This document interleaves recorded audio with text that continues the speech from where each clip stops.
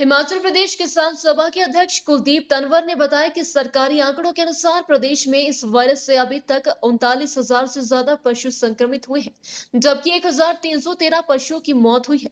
प्रास्ताविकता में यह आंकड़ा इससे ज्यादा है। ये वायरस 9 जिलों में फैल चुका है। बावजूद इसके सरकार ने इसे महामारी घोषित नहीं किया है। उन्होंने कहा कि विधानसभा में मंत्री ने कहा था कि इस वायरस से पशुओं के मरने पर 30,000 मुआवजा दिया जाएगा, लेकिन यह अभी तक नहीं दिया जा रहा है।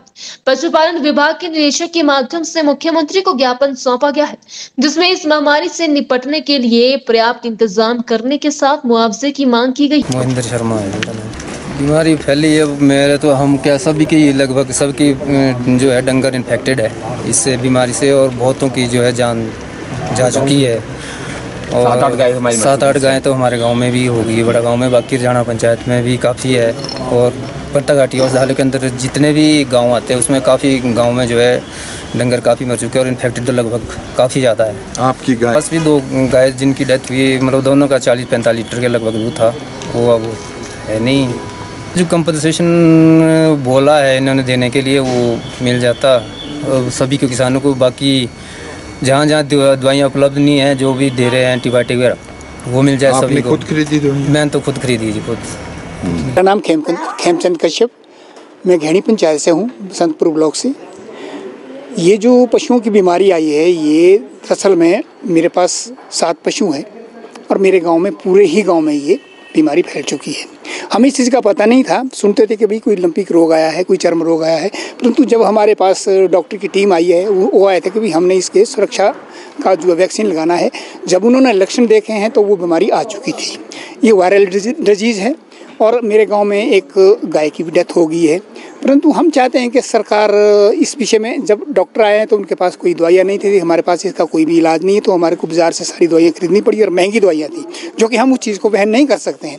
जब सरकार बैठी है, विभाग बैठा है, बहुत बड़े बड़े दावे करते हैं, तो हम चाहते हैं कि सरकार इस चीज़ की अगर वैक्सीन नहीं बनी है तो कोई प्रिकॉशन दे इसके लिए, ताकि उस चीज़ का नियंत्रण रहे।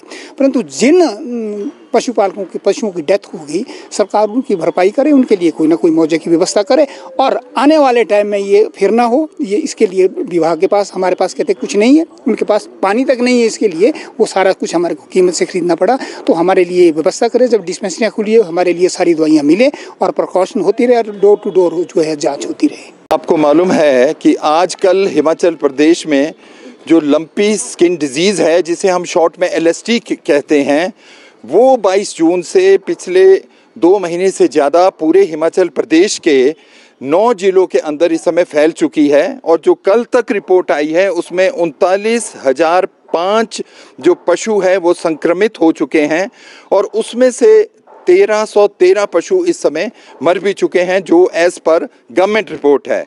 किसान सभा का मानना है कि जो संक्रमण है वो इससे कहीं और ज़्यादा है, और जो मौतें भी ज़्यादा है, जो अभी at the different level report नहीं हुई है।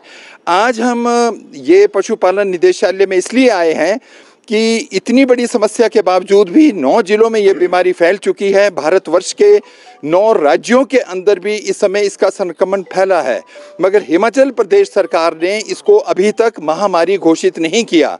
और अभी हाल ही में विधानसभा के अंदर माननीय मंत्री महोदय ने ये अनाउंसमेंट की थी कि जिनका भी अगर किसी के पशु की मौत होती है तो उसको डिज़ास्टर मैनेजमेंट के तहत ये 30,000 रुपये का कंपनसेशन दिया जाएगा। पर उसके बारे में जो पिछले कल तक की हमारे पास रिपोर्ट है, उसमें कोई भी अभी तक किसी को कोई मुआवजा नहीं मिला, इसकी कोई नोटिफिकेशंस, नॉर्म्स तय नहीं हुए। सबसे पहला मुद्दा ये है।